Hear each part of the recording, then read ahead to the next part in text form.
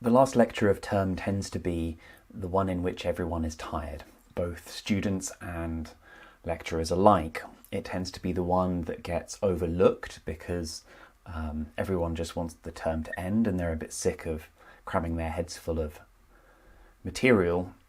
But it's also, of course, the place in which students are best prepared, and the lecturer is best prepared at the same way, to learn and to teach about the really interesting parts of the course. And if you look back on what you've done over the last, 7-8 months, you've done an entire course on analytic philosophy and the philosophy of mind, how to prove God or how not to, and you've done almost an entire term on moral philosophy. We've got to grips with 2 of the 3 core moral philosophies that still carry on today. And so in this last lecture, I'm going to ask a bit more of you, because Nietzsche and his work was so fundamentally pivotal to changing the way we think in contemporary philosophy and in contemporary society as well, that to gloss over him in 1 week without doing any work would be to do, I think, both him and ourselves a great disservice. Now, Nietzsche is famous because graduate students tend to read him and think that they can immediately forget all of the morality. You hear about Nietzsche as this sort of the zenith of nihilism and being able to do whatever it is that you want.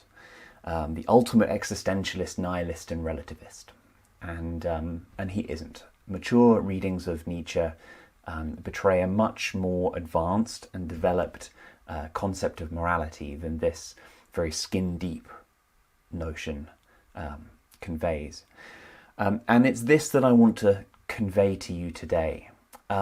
This will be a moral philosophy unlike anything that we've looked at so far, and one that I believe is truly not only emancipatory, but one that can truly teach us to love both ourselves and others. Not just others that we like, but also others that we fundamentally disagree with. And Nietzsche's affirmative philosophy embraces the difference that we find in the world and encourages us to act not in spite of it, but despite it, and sometimes by embracing it as well. Now that's what I'm going to try and argue in this lecture today. I've spent the better part of the weekend and a large amount of both Friday and today preparing this lecture, so I hope that comes across. I take this very seriously, and I hope that I can convey to you as much of a love of life and of thought as I get reading Nietzsche this week. Now, more substantively, let's look at the title. The title is Nietzsche, The Death of God and Morality. And there's no comma in the title for a very good reason. You'll see how Nietzsche argues that God is dead and we killed him. He is drawing on enlightenment for morality and the secular turn that we talked about with Kant. He also tells us that Kantian morality took a step beyond the religious dogma, but in fact undermines itself in taking that very step beyond religious dogma. And as a result, we need to do away with it as well. So there's a reason why there's no comma after God in the title. So while shit Nietzsche, the one that gets read by grad students and liberal philosophers alike, will give the impression that power is the same as domination, and power is very much a term that Nietzsche turns to. Power for Nietzsche is not one of domination. It's emancipatory, it's liberating, and, as I'll repeat later on, it concerns love. So with that, ladies and gentlemen, let's begin our talk about Nietzsche. This is how we'll do it. In the first lecture, I'll give you some basic bibliographic details of Nietzsche, and we'll talk a little bit about relativism. In the analytic study of philosophy, when people turn to relativism, they turn to Nietzsche as like as I said, the prima facie example of relativism. And I think that's a mistake, but I'll at least outline what relativism is.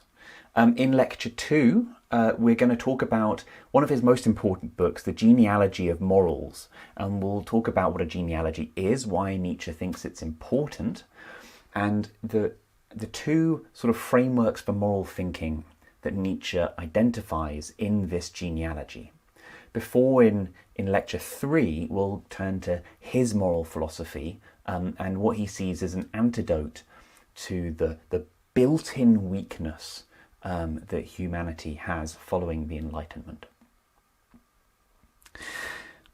Now, Friedrich Nietzsche, that's him with the astonishing moustache that he kept for most of his life, was born in Germany near Leipzig, and he was an astoundingly intelligent man. He went to a very good school. He was prodigiously capable there, and then he went to university where he became a chair, or in other words, a professor of philosophy at the university in Basel by the age of 24 years old. Now, I turned 34 2 weeks ago, so you can imagine how well that makes me feel. He was like Mill, like Kant, like Leibniz as well. Somebody who stands out, really does stand out in terms of intelligence.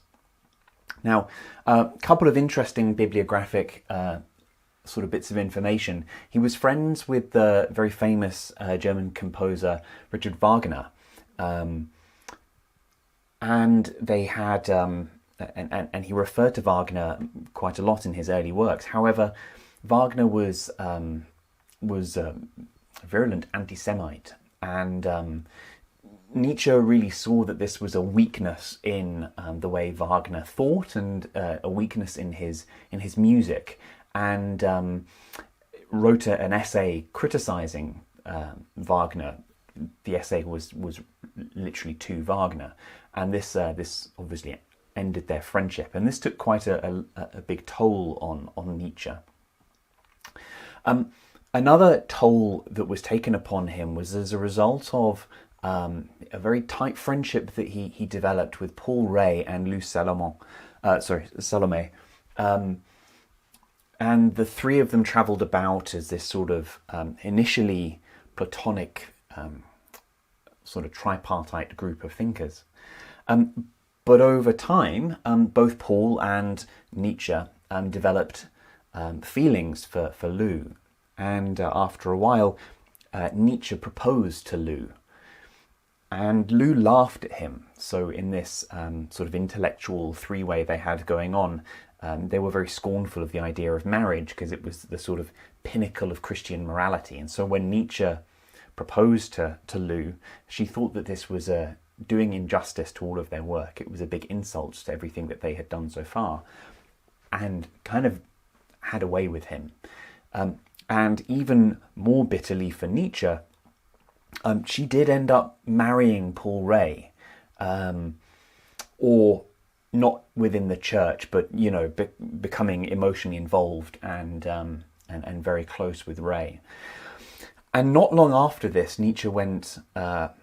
He had a mental breakdown, and he went to live with his sister at the end of his life, in which he published some of his greatest works, but he ended up going mute. This breakdown that he had, it was a very serious mental health episode, and he died at his sister's house, like I said, mute and not in a good place. This unfortunately allowed his sister Elizabeth to publish a number of his works, The Antichrist and Ecce Homo, which was a sort of autobiography of Nietzsche's, by herself, although his sister was also vehemently anti-Semitic, a fact that really disturbed Nietzsche at the time.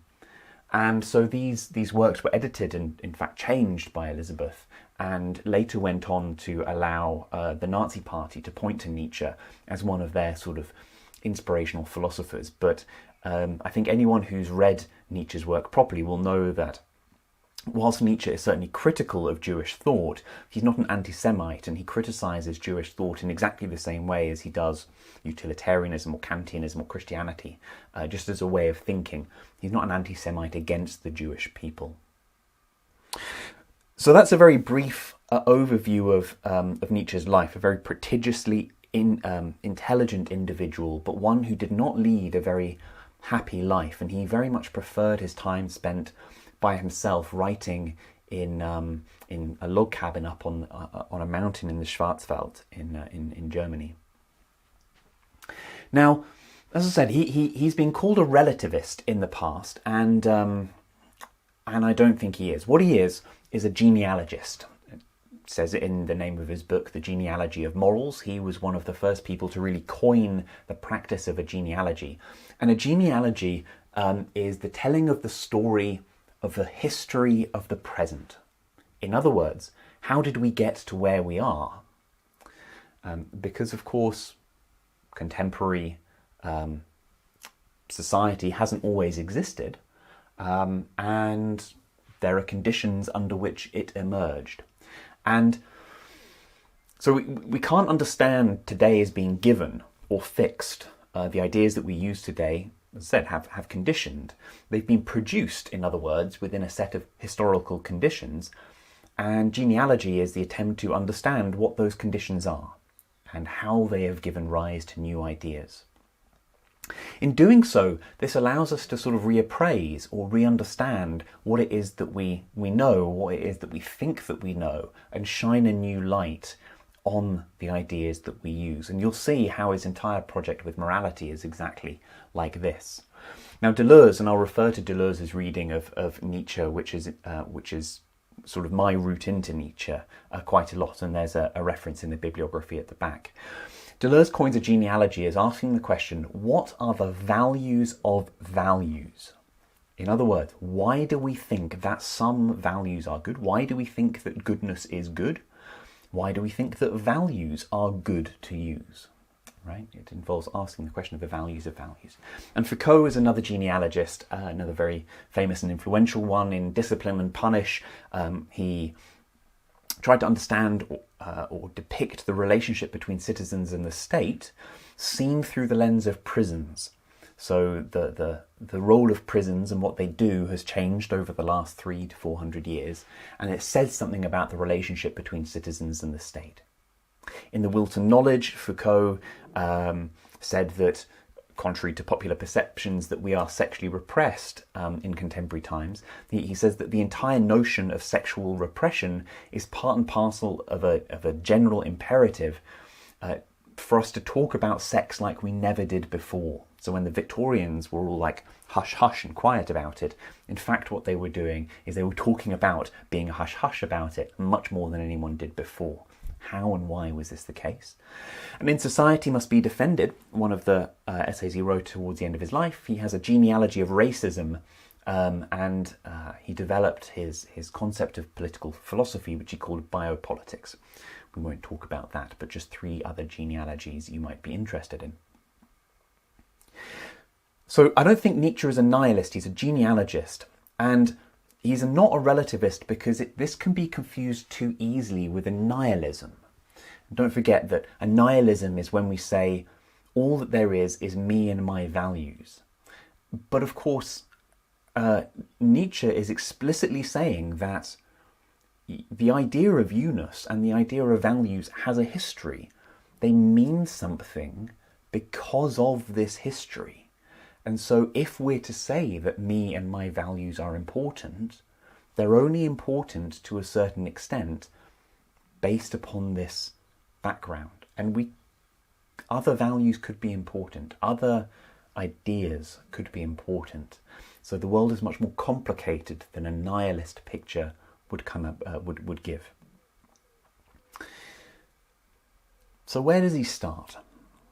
Nietzsche starts with the very so in the gay science, which is where he makes this sort of pronouncement, clear. It's one of the books in his latter of 3 periods, early, middle, and latter period. It's a book of the latter period, but he has this very strong pronouncement, and he says, God is dead. I think also he says this in Thus Spoke Zarathustra, and we killed him, he says. Now what he's saying here is he's acknowledging that the secular turn, i.e. Kant, remember how we were looking at Kant, we said, well, he tried to get at moral thinking and natural law, but without the use of God. Well, he acknowledges this attempt, but he says Kant's categorical imperative and deontological thinking, and most Western moralities, is in fact based on religious thinking and carries with it the hang-ups. Right? So it carries with it the commandment that God says that we must do things. And as a result, because we've got rid of the ability to believe in God, and he straight up says the belief in the Christian God has become unbelievable, to play on belief, of course, because we now rely on evidence, not faith, in order to ground things, and because you can't prove the existence of God according to Enlightenment thinking anyway, you have to then get rid of the idea of God. Because all of this has been ripped out of the moral system, Kant's moral system as well, Enlightenment morality becomes meaningless. Right? What he's saying is, Kant tried to get to the categorical imperative using secular thinking, but the very idea of a categorical imperative and natural law came from religious philosophy. And so if you get rid of the God behind a religious set of ideas, well, those ideas become literally meaningless. And so Kant is trying to knock at a door that isn't even open. It's a door that doesn't even exist. But he doesn't celebrate this fact. He doesn't celebrate this fact. In fact, he says, without this clear-cut morality, we're disorientated. We don't know how to act in the world. And this is a problem. And this is a problem. Instead, what's happened is that traditional conceptualizations of the good, traditional meaning old from pre-Enlightenment period, have been internalized. And although we can't justify them, we sort of live them, these ideas. And that's problematic because we can no longer imagine different conceptualizations of the good or how we might live another way. So this is doubly problematic, right? So we're confused and disorientated because we have a moral philosophy that doesn't make sense. We can't actually justify it because it's a religious morality that's based upon a secular foundation, and that just doesn't make sense. And secondly, the fact that, we've had these moral concepts ingrained into us means that we can't think of other ways to live. Now, if this sounds all quite abstract at the moment, and I'm aware that it might, we might have to clear some of this up in the seminars. Just take, for example, two concepts that we, I think, tend to live our lives according to today quite strongly. So take the notion of care in your learning. In Western discourse about universities, it's quite common to hear the assertion that universities must provide a safe space for students to learn, and so that students can feel comfortable and safe in their environment, right? So it's a duty that's placed upon universities, a duty of care. And on the one hand, this makes sense because, if individuals have a right to feel safe, a right to their own ontological security, rather than not even just the feelings of being safe. So on the one hand, it makes sense. But Nietzsche might turn around and say, well, what if this idea of care actually has some negative connotations that you can't even think about, or that you don't even recognize because you're too busy being taken care of? For example, maybe actually being confronted with things that you find uncomfortable or challenging will help you grow as a person. Maybe you shouldn't feel upset at hostile ideas being thrown at you, right? What if that's much more to do with you, than any sort of greater, more moral problem. Right, so care, it sort of cuts both ways, and Nietzsche would say, well, are you sure this word care is as beneficial as you think? What about compassion or pity?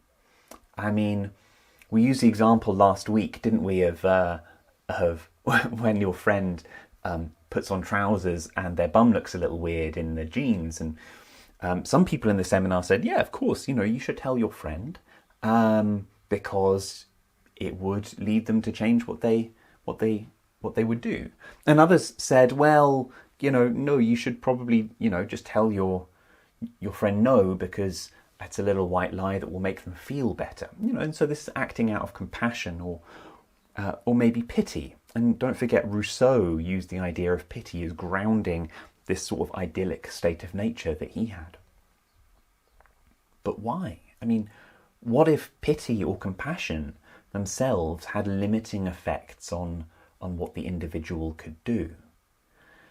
What if, in being nice to your friends, you're actually preventing their own growth? You're stopping them, or you're hindering them coming to terms with who they are and what they are exhibiting and showing. So again, compassion and pity, they cut both ways for Nietzsche. And he draws our attention to this. So the question that he really wants to ask, and this comes in the preface to the Genealogy of Morals, is this. He says, I'm going to use a lot of textual examples. I think Nietzsche has a particularly acerbic and cutting way of writing that I think is, I wouldn't say pleasant maybe, but certainly fascinating and illuminating as well. So his question is this: under what conditions did man invent for himself those value judgments, good and evil, and what value do they inherently possess? So again, as Deleuze says, he's asking about the value of values, and we'll continue with the genealogy of morals in the next lecture.